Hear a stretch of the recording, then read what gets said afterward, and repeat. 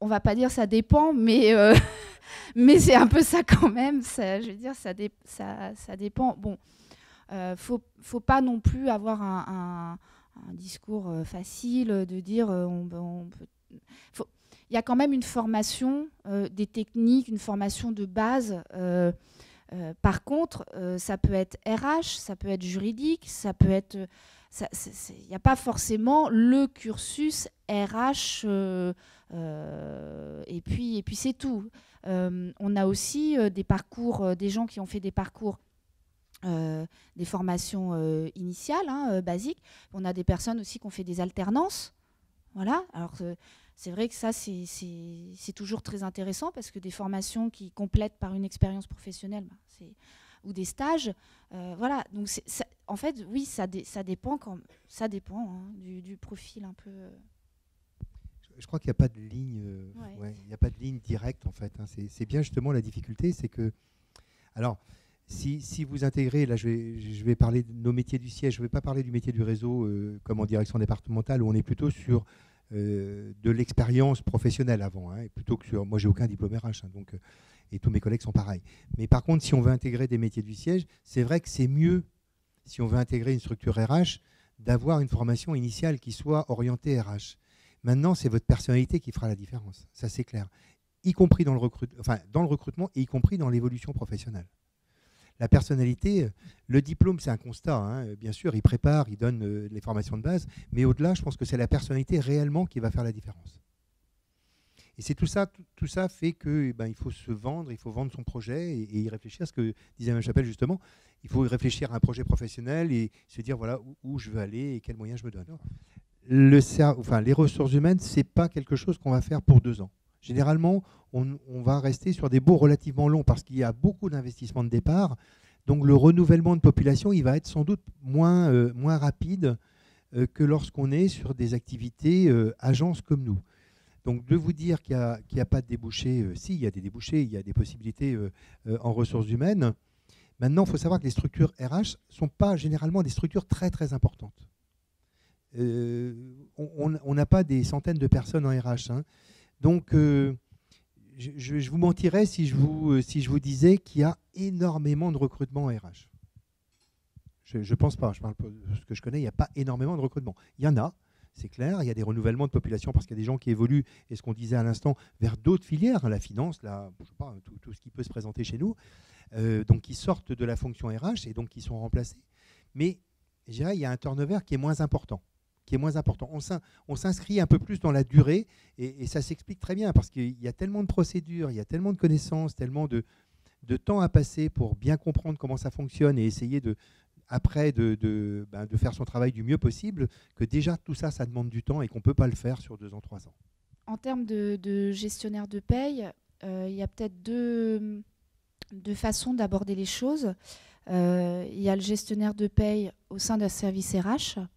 Et puis, il y a des gestionnaires de paye au sein de prestataires.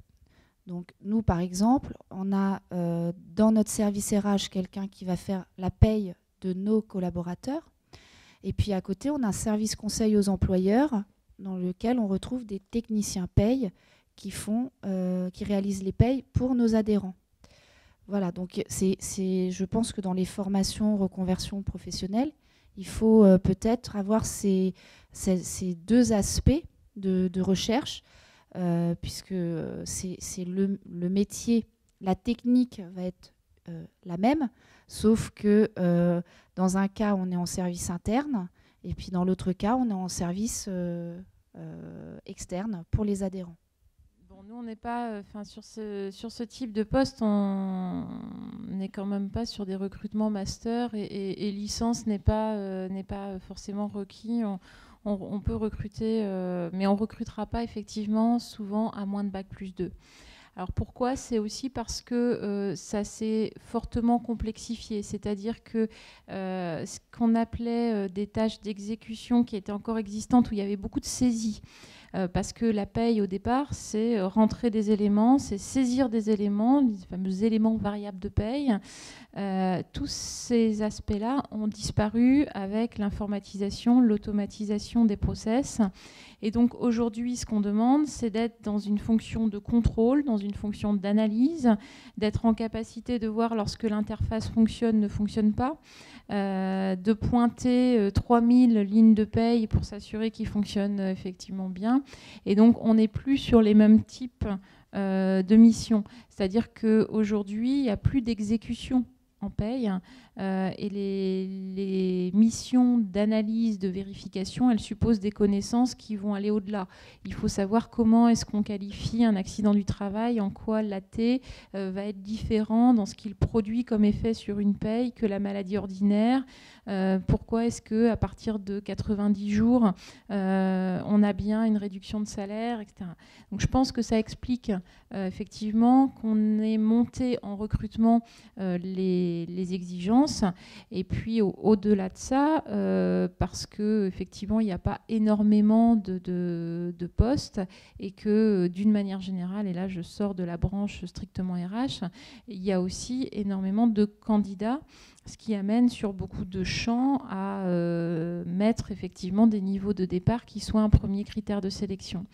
Pour autant, beaucoup de structures aujourd'hui différencient deux filières, avec une filière universitaire et une filière professionnelle, parce que justement les filières professionnelles ont dans l'effectivité tout autant d'importance dans les structures et répondent parfois mieux à l'objectif. Donc ce qui nous amène parfois sur un même profil de poste à avoir les deux éléments.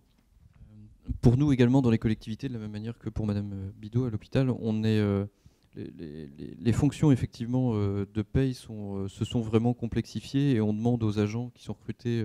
On a eu chez nous un recrutement assez récent d'un assistant RH pour faire la paye et on demandait effectivement au minimum un bac+2, au mieux une licence. Et on a recruté quelqu'un avec une licence parce que avec une licence professionnelle des métiers de l'administration territoriale, parce que déjà il connaît en fait la culture territoriale, si vous voulez, le fonctionnement des collectivités territoriales, et en plus il avait des stages en RH, ce qui était un plus, quoi.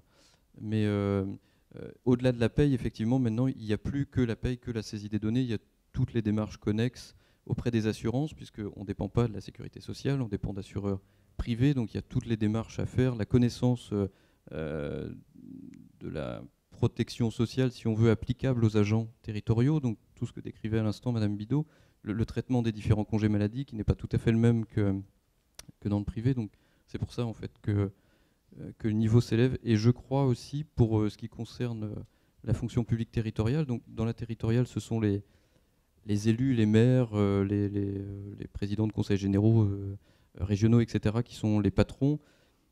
Je pense qu'ils aiment bien avoir des gens diplômés. Mais ça, c'est un avis personnel, peut-être je me trompe, mais je crois qu'ils sont encore assez...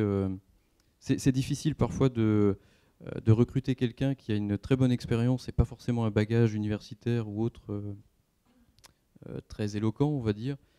Il y a un effet, il y a encore, je trouve, un effet d'annonce sur le diplôme, quoi. Un gros diplôme, c'est waouh, quoi. Enfin, il y a un côté comme ça, en fait, un petit peu, je trouve.